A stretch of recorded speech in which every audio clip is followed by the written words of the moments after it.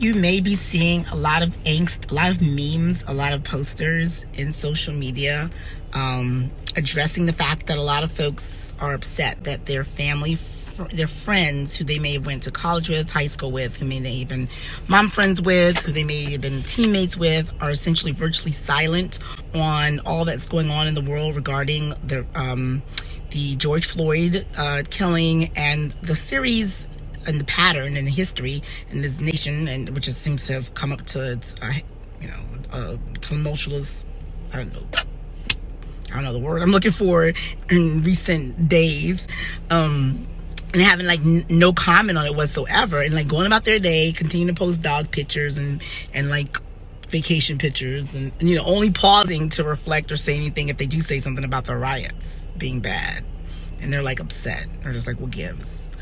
I thought we were friends, Melanie. And it's because, several people don't want to necessarily, they're folks who, for their own reason, maybe for their job, for the fact that they may have family members who are, really, really police officer, rule of law, staunch Donald Trump supporters who are on the other side of this issue. I don't know how you can, but who are on the other side of this issue. And they have to actually have Thanksgiving dinner with those people. They actually have to see those people in their lives and interact with them regularly. And so they'd rather not rock the boat with their family members and stick their necks out there. They'd rather remain apolitical, so just as to be friends with everyone. That's a luxury. That is itself of a privilege. The fact that you can say that I am choosing to not address any of this strife whatsoever, and not closing my eyes to it. I'm not going there at all, because that's just not what I do. That's not part of my existence here. I want to keep my peace, which is they have the right to do that. So leave them alone. Lay off. Let them stay apolitical if they want to. It's their business. My husband is the one who kind of helped me get some clarity on this issue, because our feelings get hurt. It's kind of like, how can you see my trauma and you just stay silent? And he said he thinks what happens is that in United States, especially in conservative circles, there's a perception of individualism, that the act and the of racism is something that individuals do to other individuals. They're unaware that institutions of racism is something that's been built upon. This whole country is built upon that, and it continues. And so if you believe that it's individual and you personally didn't do anything, and you see something happen to a community, you look at that as like, that sucks for that community, and that's messed up that officer did that to that man. Not that officer is part of a collective, is part of a system that systematically and periodically and traditionally and historically has oppressed certain people in the past and continue today and probably will in the future. So and I think also by acknowledging the system, it kind of like takes away your argument about the whole individual, pull yourself up by the bootstraps, be independent of the government, not relying on anyone. It kind of like detracts from your belief growing up, your belief system, that everything that happens is our own individual doing, and there's no other external collective institutions that assist us or suppresses other people.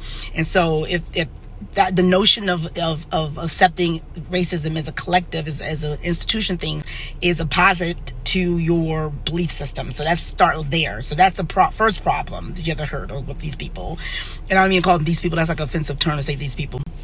And the second one, especially for people you consider your friends, is that they really just don't connect the fact that what happens to that one person affects their friends personally. Like it's a personal trauma to me. So if I knew my friend was hurting, my friend was crying, my friend had a death, you go and say, oh, I'm sorry for the loss of your mom, I'm sorry for the loss of your aunt, I'm sorry for the loss of your... So you, of course, if you see someone had a death and then they individually suffering, or someone had cancer, you would reach out to them and say, hey, I'm sorry about that. So when you say, okay, you're sad about this other kid dying, but that's not affecting you personally, right? And it's kind of, yes, it is. It's part of a trauma that you have to go through. And you see people like yourself being beat, and you're like, that could be me, that could be somebody, and that could be someone I know, or me, or my family, my brother, my sister in the future. So that is trauma. I'm going to link to an article that says that because of racism, not just individual racism, but also collective racism, Black people, their lives are shorter. Their lifespans are shorter. So it's a health risk dealing with racism on a daily basis. It's not to every individual that you know who's a person of color, especially Black people. So it's not something that's in a box. It's not something that's individual. And it's not something that you see happen to other people, and it's not really affecting your friend. It's affecting your friend. So when you don't respond, your friend is like, wow, you really don't care about me. So that's the difference. And then, so I thank you to my husband for helping me realize that. And I don't know if people start to appreciate that their friend's hurting, that they may change, maybe. But that's something that's left to be seen, and that's not our job. I mean, I think I'm really happy to see that a lot of folks, allies, are coming forward and saying, hey, it's not the job of the Black community that keeps getting upset about this to change it, because we're going to get upset about it. That's a given. It's not going to change until the people who are not affected start to be upset and start to say something and start to not just, you don't have to protest. You can do something as simple as step in when you see something's bad, use your privilege, lend your privilege when you haven't. And also, this is a little bit harder, is check your family and friends when they do and say something that's problematic. I mean, those are the two. The one is a little bit harder, but the other one is really, really simple to do. And once you do that, you're helping the case. You can stay in silent. That's your business. But I'm thinking, do the bare minimum as to like a post when someone says, I'm sad. Put a sad face on them. That simple act of simply acknowledging it was going to go a far way. Trust me on this. Anyway, that's all I have to say about this. I just wanted to pontificate and share my thoughts.